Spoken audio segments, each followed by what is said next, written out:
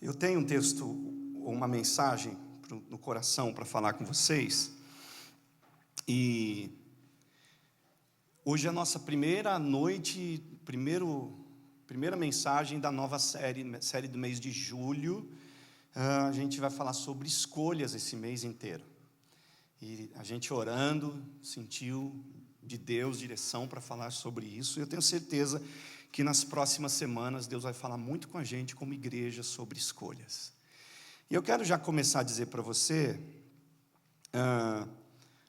antes mesmo da gente ler o texto, que alguns anos atrás, um amigo me ensinou algo acerca de escolha. E eu nunca mais esqueci. É básico, talvez você sabe disso fácil, mas aquilo eu aprendi a organizar. Vamos mudar? Ei. Então, eu aprendi a organizar a minha cabeça desse jeito. Ele disse o seguinte para mim, ele disse assim, quando te derem a opção de escolha, escolha sempre o melhor. Eu falei, caramba, eu nunca tinha pensado nisso, né? Porque às vezes a gente quer ser humilde quando te dão a opção de escolha. Às vezes alguém vai te dar alguma coisa e você, por educação, às vezes escolhe o inferior. Mas a verdade é que, quando ele me disse isso, eu parei para pensar e falei, isso tem sentido. Se estão te dando a opção, escolher o melhor, não é ser, selfish, egoísta, orgulhoso, qualquer coisa assim. É você usar a inteligência. Estão me dando opção, eu vou escolher o melhor. Então, se forem te dar um carro e te oferecerem uma variante e uma BMW, um Porsche, uma Porsche. Poxa, o pessoal não sabe nem o que é variante, né? Se te oferecerem um Kia Soul, oferecer um Kia Soul, oferecer um Odyssey para você, oferecer um Porsche, você vai fazer o quê? Já pensou? Você fala assim, olha, foram me dar um negócio e pediram para eu escolher entre uma minivan Odyssey da Honda, feita no Japão, e uma Porsche, feita na Alemanha. Carro extremamente conhecido. É na Alemanha, né, que é feito o Porsche? É. Então, para pensar. A pessoa ia falar, mas por que cargas d'água você escolheu o pior? Se te deram a opção da escolha. Aí você fala, não, é porque eu fiquei meio acanhado. Mas acanhado? Se a pessoa estava te pedindo para escolher. Então eu quero convidar vocês para a gente ler a palavra. Evangelho de Jesus segundo Lucas, capítulo 9. Lucas, capítulo 9, vamos ler do verso 18 até o verso 27, são 9 versículos. E a gente entender e compreender o que Deus tem para a gente nesse texto aqui, nesse conjunto de versos. Eu tenho certeza que é a vontade do Espírito para nós como igreja. Certa vez, Jesus estava orando em particular, e com ele estavam os seus discípulos. Então lhes perguntou, que as multidões dizem que eu sou?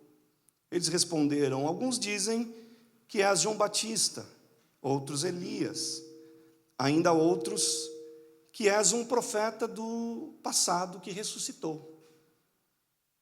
E vocês, o que dizem? Perguntou. Quem vocês dizem que eu sou? Pedro respondeu, o Cristo de Deus.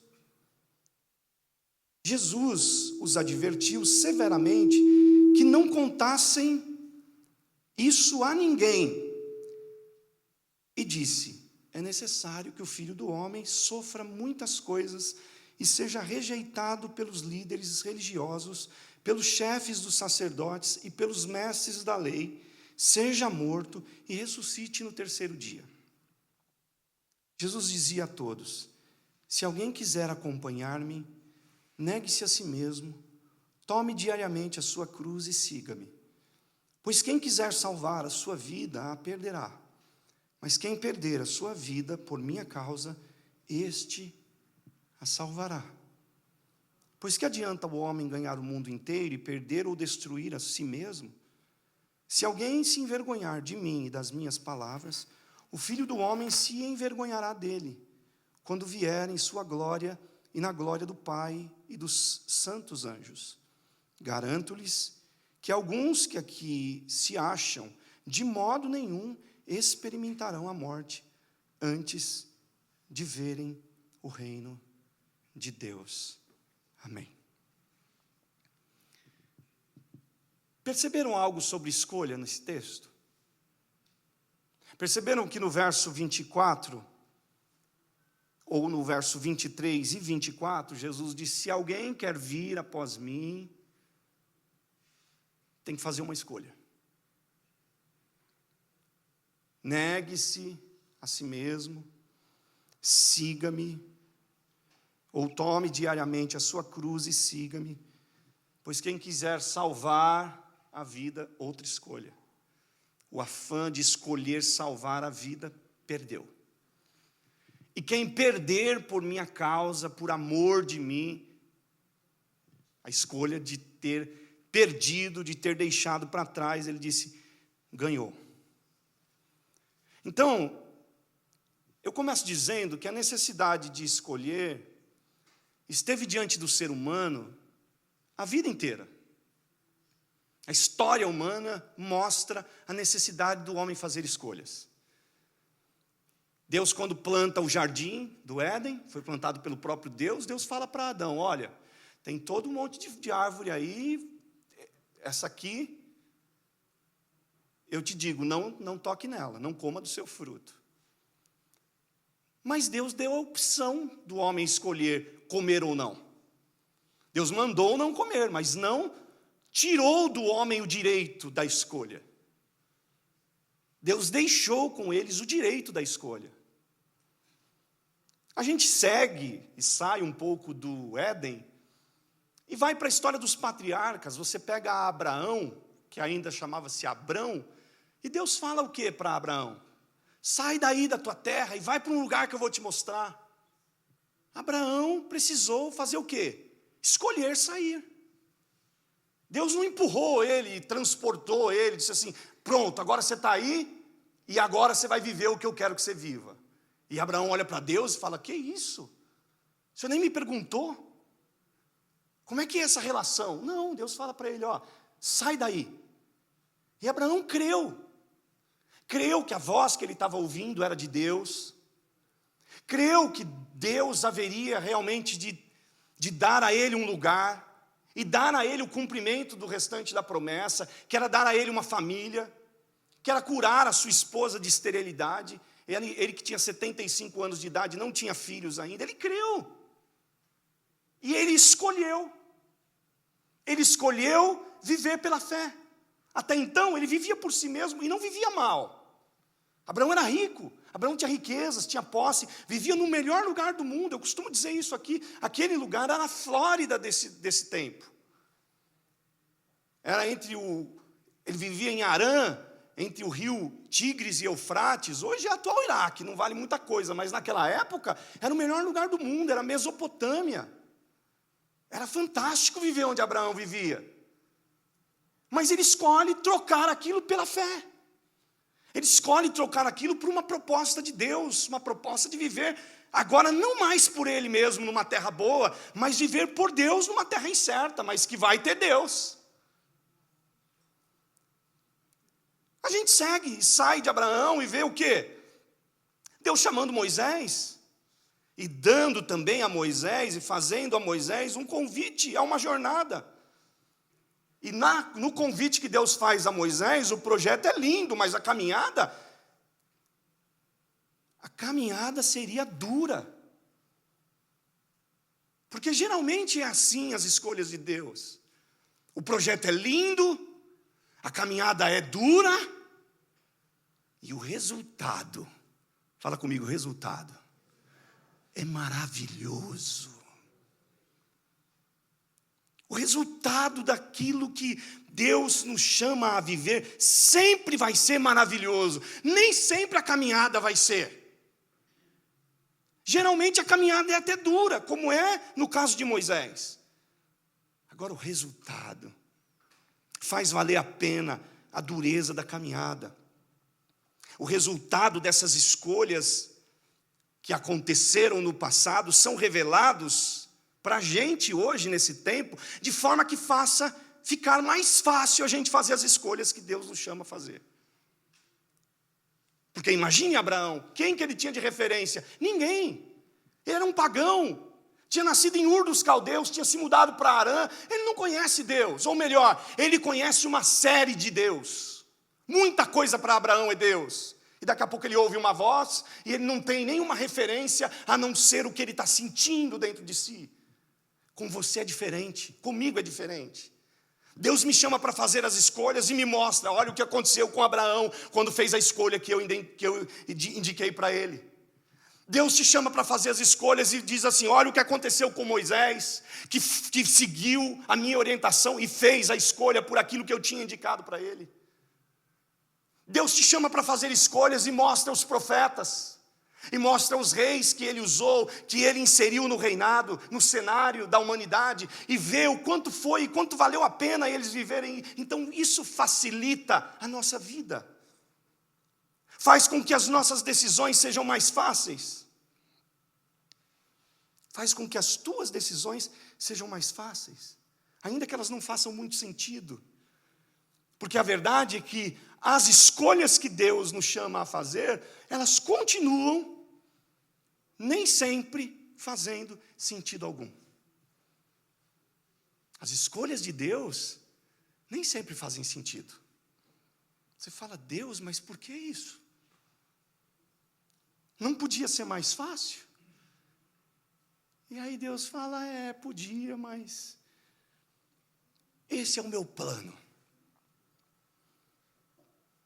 E eu quero falar para vocês aqui, nessa introdução, de duas coisas intrigantes acerca da escolha. A primeira delas é o que você faz quando a escolha, ou quando a boa escolha não parece ser boa. Porque já começa por aí, escolher aquilo que parece ser bom, legal, a gente está dentro. E quando o chamado de Deus para uma escolha não parece ser bom, o que você faz? E aí a gente precisa ter um cuidado.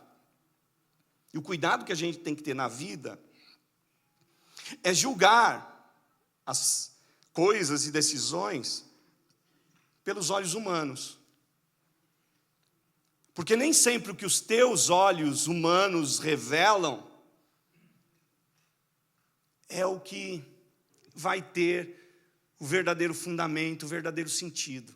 Você pode estar fazendo escolhas hoje que não vão te levar a lugar nenhum, que não vão acrescentar a coisa nenhuma na tua vida. Parece ser a melhor escolha, mas pode ser que essa escolha esteja sendo algo que vai lhe trazer dores ao invés de alegria, prejuízos ao invés de lucro, sabe? Downgrade ao invés de upgrade. Então, olha o cuidado que a gente tem que ter em fazer as escolhas. Quando é que eu sei que a escolha é boa? E quando a escolha não parece ser boa, mas eu estou percebendo que parece que é o que Deus quer. O que eu faço? O que eu faço? A gente, um ser inteligente, que eu acabei de dizer, sempre que te der a opção de escolha, escolha o melhor, não é isso? No reino de Deus é diferente. Por que eu começo com essa introdução? Porque isso é no mundo natural, isso é realmente, se for entre uma Porsche e um Kia Soul, mas geralmente oportunidades de escolha para a tua vida não vão ser em relação a isso. Vão ser em relação a escolhas de Deus e escolhas tuas. E quais você vai fazer? E que decisão você vai tomar? E se a sua escolha parecer ser melhor do que a de Deus? E não parece que às vezes as nossas escolhas são melhores do que a de Deus? A gente fala, Deus, espera aí, o Senhor está abrindo mão da sua divindade agora em me indicar isso aqui, porque eu que sou humano, estou vendo que é melhor a minha escolha do que a tua. Você tem ou não tem esse sentimento às vezes? De que as tuas escolhas trariam mais facilidade, seriam mais poderosas, seriam mais eficazes na tua vida, na vida dos teus, na vida das pessoas que estão ao teu redor. Tem gente, inclusive, que diz, se Deus me fizesse rico, eu mudava a história da igreja. Oh Deus, parece que o Senhor não está querendo ajudar as coisas. E o Senhor vai contar com um movimento de generosidade de 100, 500, $1.000. Eu podia resolver esse problema com 3, 10, 8 milhões. Eu sentei com um pastor ontem, e ele estava falando para mim, ele disse, nós fizemos uma extensão na nossa igreja, gastamos $6 milhões. Eu falei, legal. A gente vendeu uma rifa lá na igreja e juntou 14 mil.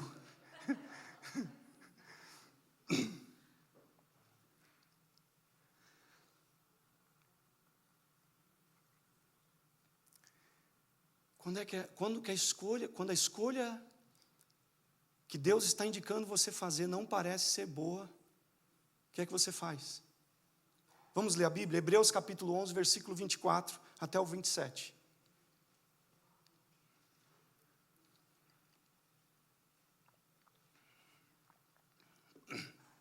Hebreus 11, 24 diz assim, pela fé, Moisés, já adulto, recusou ser chamado filho da filha de Faraó, preferindo ser maltratado com o povo de Deus a desfrutar os prazeres do pecado durante algum tempo. Por amor de Cristo, considerou sua desonra uma riqueza maior do que os tesouros do Egito, porque contemplava a sua recompensa. Pela fé saiu do Egito, não temendo a ira do rei, e perseverou, porque via aquele que é invisível.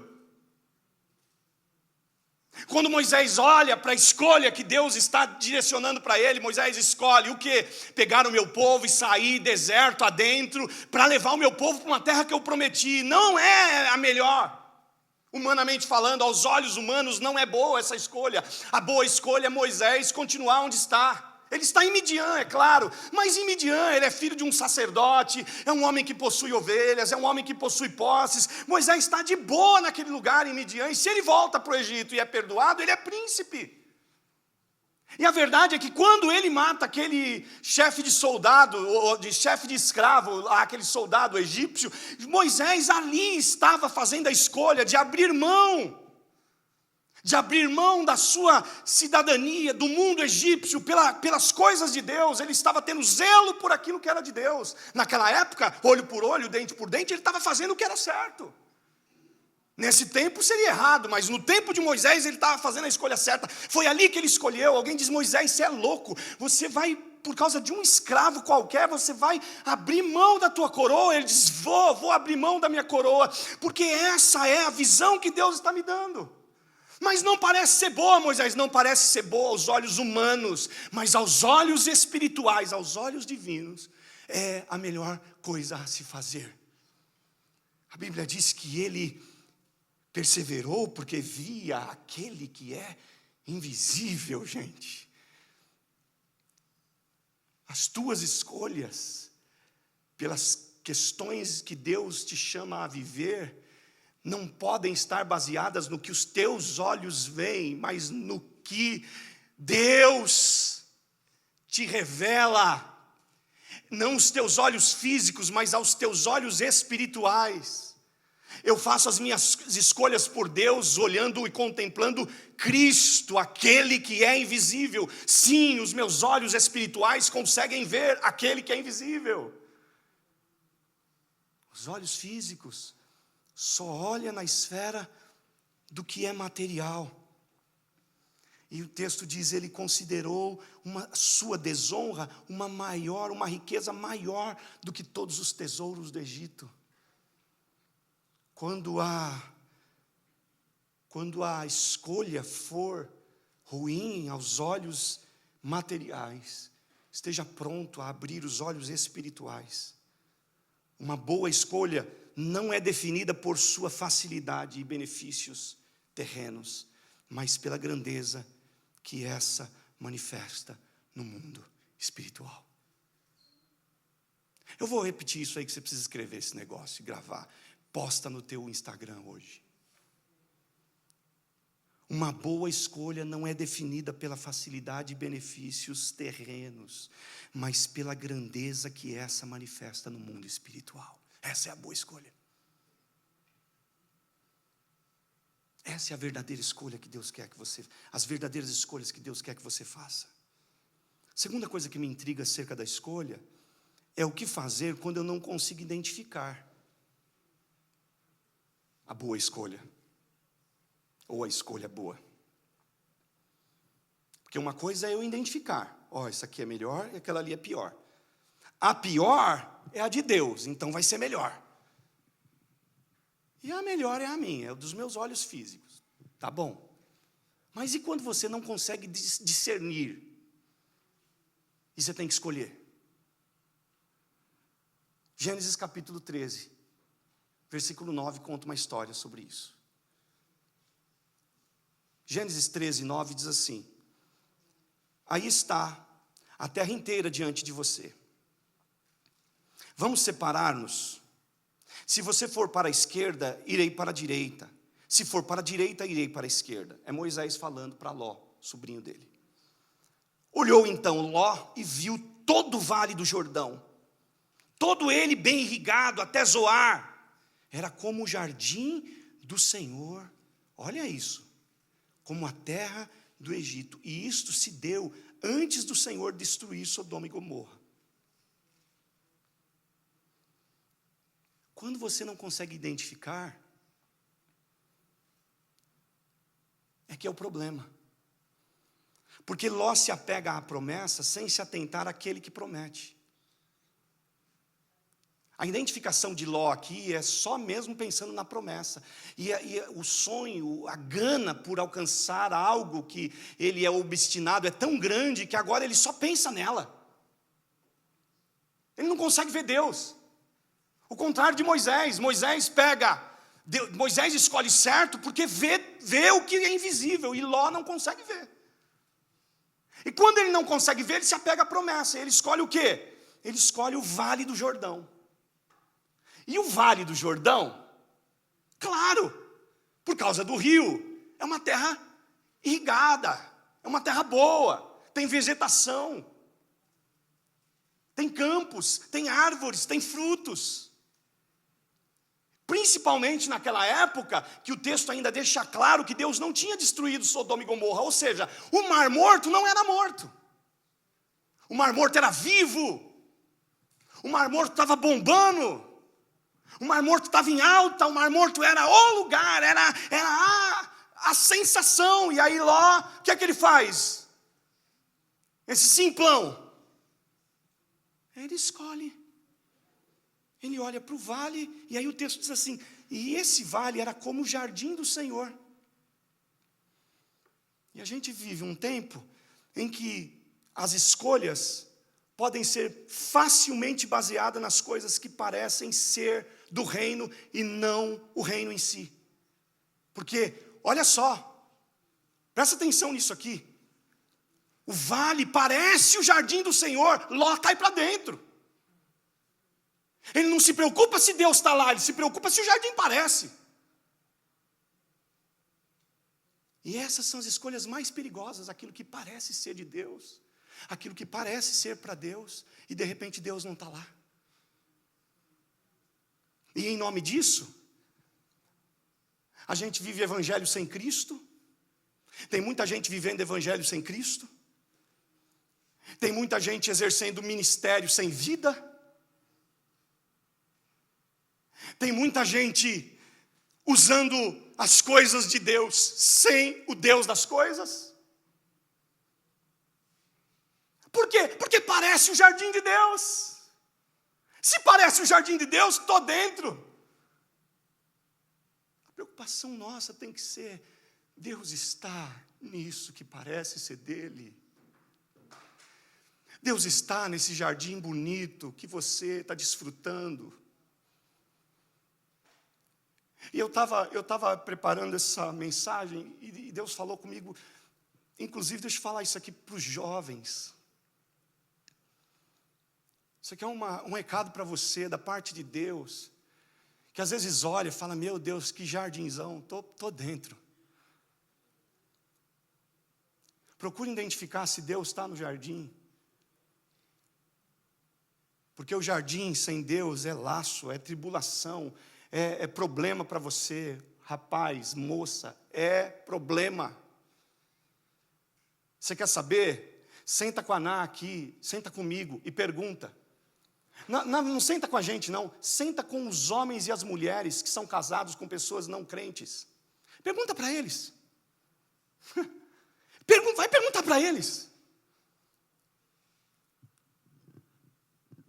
Se dá para dar uma brincada, se dá para você achar um jardinzão aí fora e falar, depois ele se ajeita, depois Deus converte ele, depois Deus transforma, vai fazer isso. E tem muita gente assim que, pela graça de Deus, Deus faz. Mas não brinque, não flerte com a graça. Faz o que é certo. Procura para ver, jovem, procura para ver se esse jardim tem Deus. Porque se ele não tiver Deus, você está roubado, você está roubada. E aí a sua vida vai ser atrasada, os propósitos de Deus na sua vida serão atrasados, e você vai olhar para trás e falar, não é possível, olha só, a coisa mais importante da minha vida não diz nada para aquele que está comigo, para aquela que está comigo. Sim, porque você olhou o jardim e esqueceu de identificar quem? Deus. Jardim sem Deus não quer dizer nada. É melhor o deserto com Deus do que o jardim sem. É melhor o deserto na convicção de que você escolheu o certo, de que você escolheu Deus, do que você escolheu a boa parte, do que você está dizendo, estou bombando, estou no jardinzão da vida, e está tudo certo, e aí você está numa enrascada. Que tipo de escolha a gente tem feito? A gente consegue decidir por seguir a Cristo à luz da palavra, ou estamos seguindo segundo os nossos próprios conceitos? Deixa eu dizer para você isso aqui, a gente está cristianizando os nossos conceitos, ou nós estamos crucificando os nossos conceitos? Porque às vezes a gente cristianiza os nossos conceitos. É meu conceito, eu vou cristianizá-lo, eu vou fazer dele cristão, o meu conceito. Não, o seu conceito não foi feito para você cristianizá-lo, os seus conceitos foram feitos para você crucificá-lo. Aquele que quer vir após mim, negue-se a si mesmo, tome todo dia a sua cruz e me siga.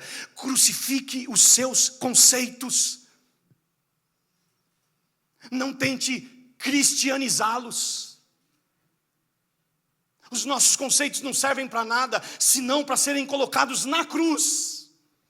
E quando eles forem colocados na cruz, nós fizemos a escolha certa. Quando os nossos conceitos forem colocados na cruz, a gente viveu o que Deus queria que nós vivêssemos. Então a gente precisa entender o que o verso 24 de Lucas revela, que a forma de salvar a vida é perdendo-a. Enquanto que o contrário é uma verdade também. Quem salva a vida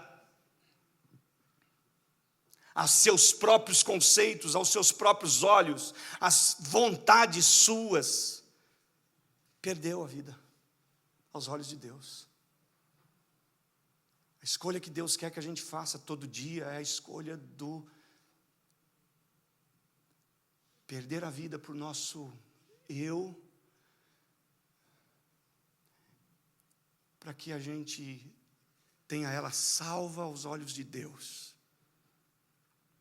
Perder a vida significa a gente priorizar Cristo, priorizar o reino, priorizar as coisas de Deus. E eu vou te dizer, dá para ser muito feliz, mas feliz demais priorizando o reino de Deus. Isso não vai fazer de você alguém infeliz. Pelo contrário, isso é que vai te fazer feliz. Aparentemente não, porque Jesus falou que aquele que ganha, perdeu. Então, aparentemente, você ganhou, se você fizer as tuas vontades. Mas, de verdade, Deus está olhando e falando, tadinho, perdeu. Perdeu. Como é que Deus está olhando a nossa vida hoje? Será que Deus está olhando a nossa vida e está dizendo, ganhou? Ganhou, porque perdeu.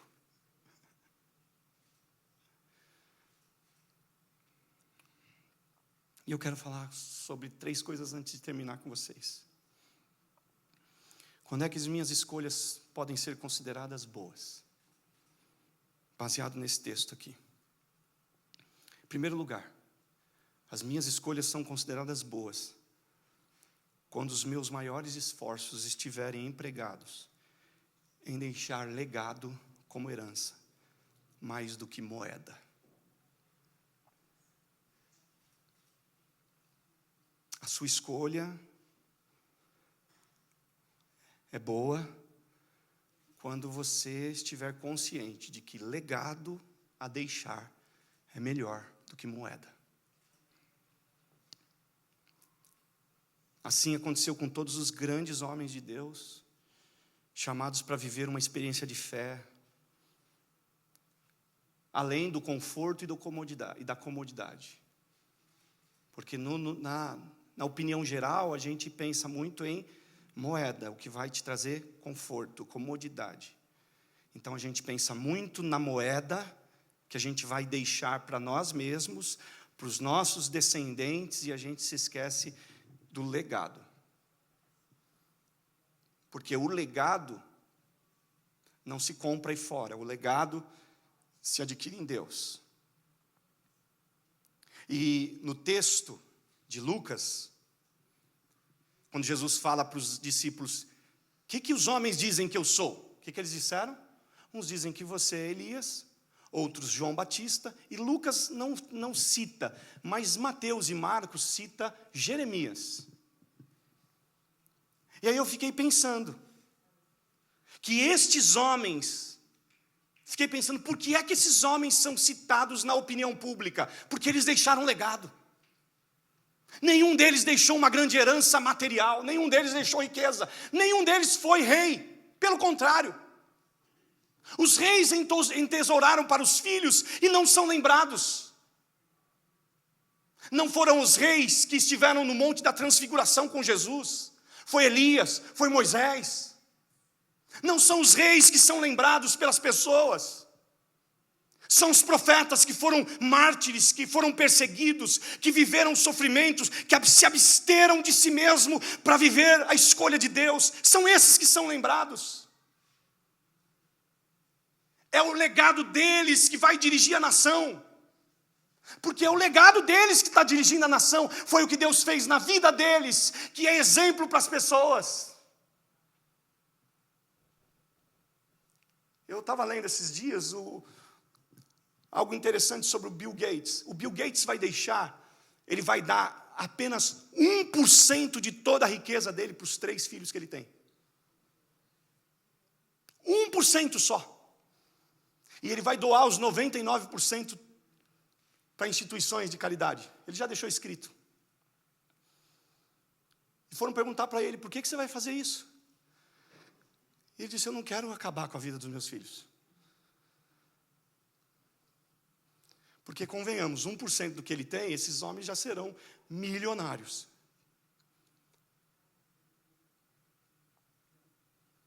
Ou bilionários, esses 3 filhos. Mas eu achei isso incrível. Um homem que a gente não sabe se teme a Deus, se conhece Jesus, a gente não sabe.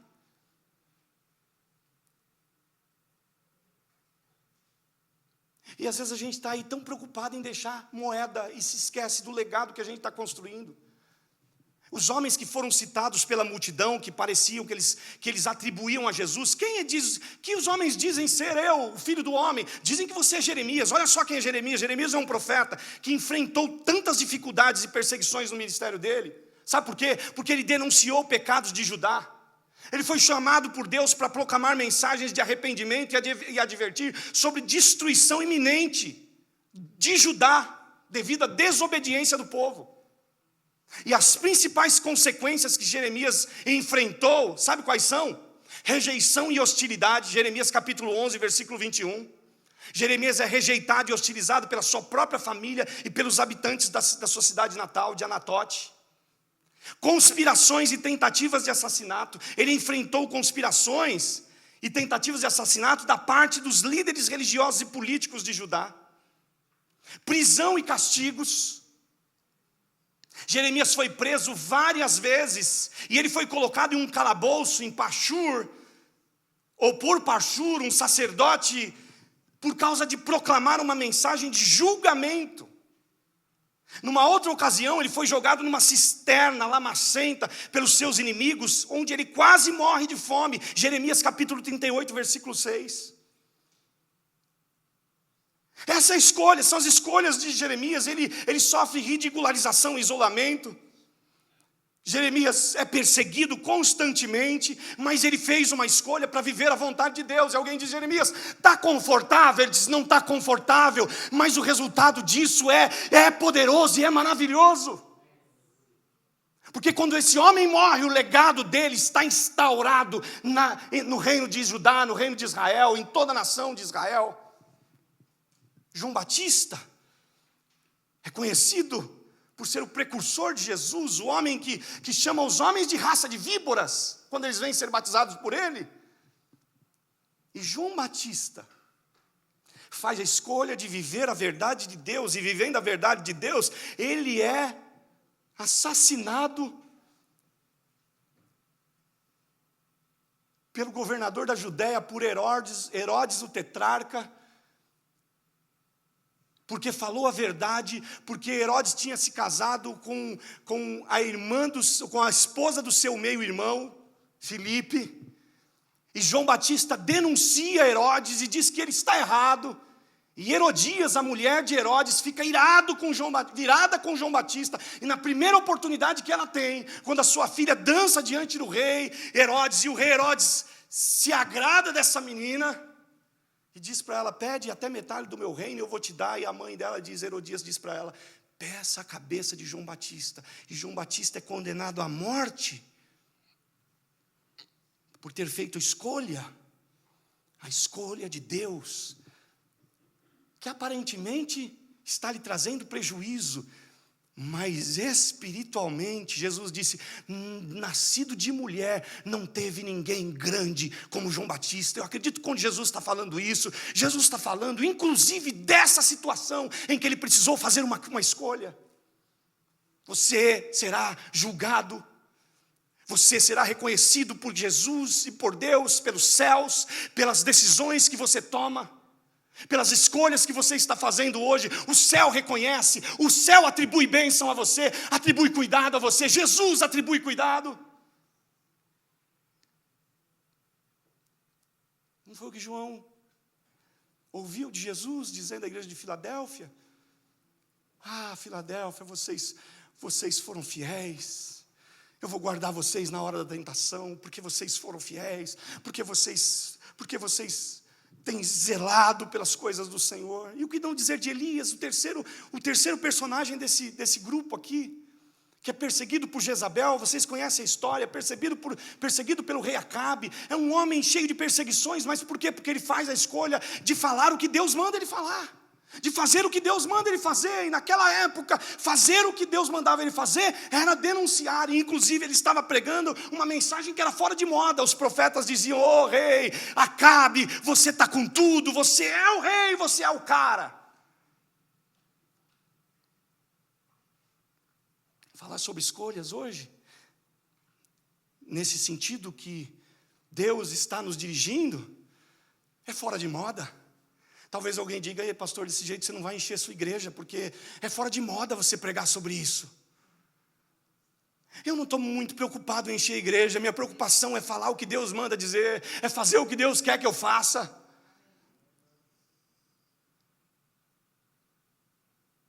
Porque é muito melhor a gente estar nesse número aqui, eu sabendo que vocês estão recebendo uma palavra de Deus que vai levar vocês para perto de Jesus, do que a gente ter uma multidão 10 vezes maior a essa, com uma mensagem que vai fazer com que vocês vivam uma vida em um evangelho raso, raquítico, baseado no humanismo, baseado nas coisas dessa vida, baseado naquilo que perece. Segundo lugar, as minhas escolhas podem ser consideradas boas quando estão fundamentadas na revelação do Eterno. E essa revelação passa a implicar profundidade de nível relacional com o mesmo. O que você quer dizer com isso, pastor? As minhas escolhas são boas quando elas estão fundamentadas na revelação do Eterno, porque Jesus disse depois em seguida: e vocês, o que dizem que eu sou? E aí o que Pedro fala? Você é o Cristo de Deus.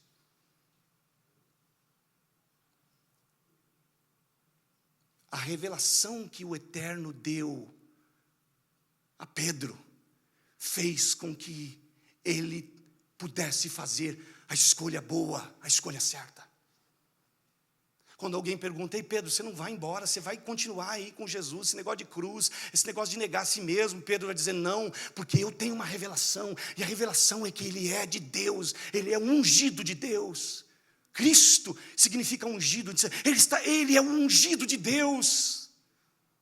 Eu seria um louco se eu abortasse o plano de segui-lo. Eu vou segui-lo ainda mais, porque eu recebi uma revelação. A revelação dada a Pedro o faz agora entregar-se sobre todas as circunstâncias. Sabe o que é que dificulta a escolha? É muitas vezes a falta da revelação. A gente falava isso, né, Leninha, ontem. Paulo diz que o Deus desse século, o diabo, cegou o entendimento dos incrédulos, para que não vejam, para que não creiam. E aí é que está. Se a sua mente for obscurecida, se os seus olhos espirituais forem fechados, você não recebe revelação. E se você não recebe revelação, você não faz a escolha certa. Então a gente tem que orar e dizer: Deus, abra os meus olhos, abra o meu entendimento, porque eu quero te ver, eu quero te contemplar, eu quero te enxergar, eu quero saber o que o Senhor tem para mim, eu preciso viver o que o Senhor tem para mim. Naquele dia Pedro recebeu a revelação: tu és o Cristo.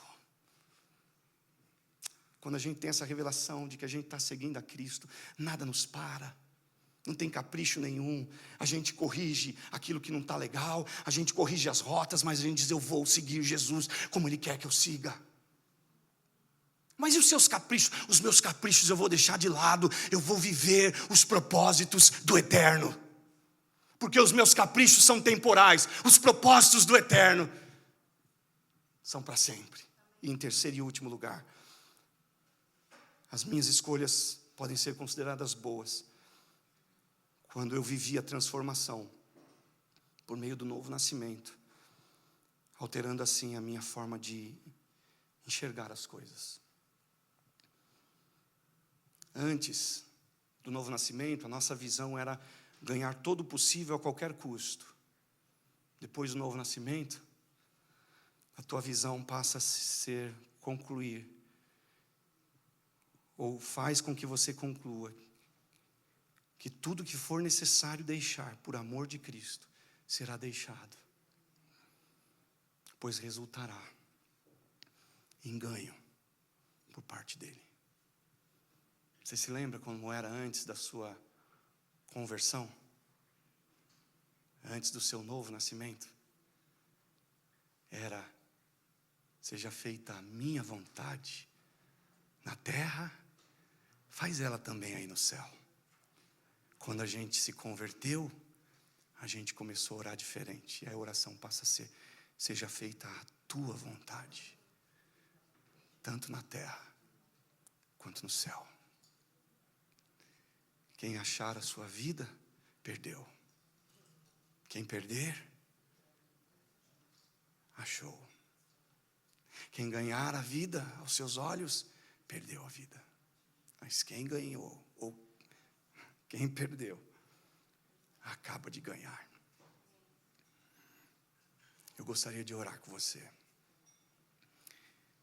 E suplicar nesta oração que Deus nos revista de toda a graça, porque essa palavra vem acompanhada com graça. Sabe qual que é a maravilha? A maravilha é que a palavra, quando é de Deus, ela vem acompanhada de todo o recurso necessário. Deus está te capacitando hoje a você viver algo novo, a você viver uma dimensão nova de fé, uma dimensão nova de evangelho, de reino, de propósito. Deus está nos levando, nos fazendo fazer escolhas que elevem o nível da nossa vida espiritual, da nossa fé.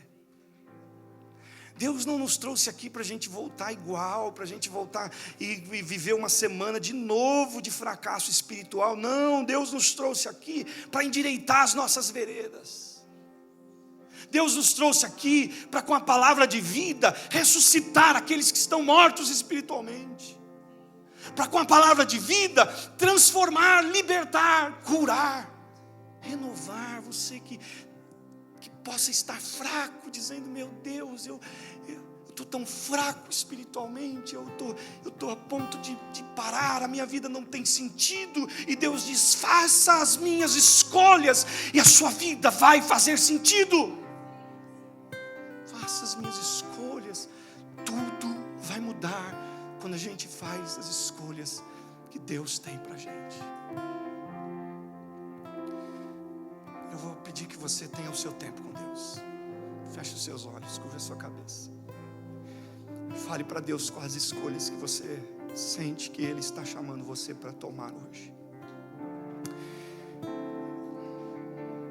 Renda-se. Renda-se, renda-se, renda-se.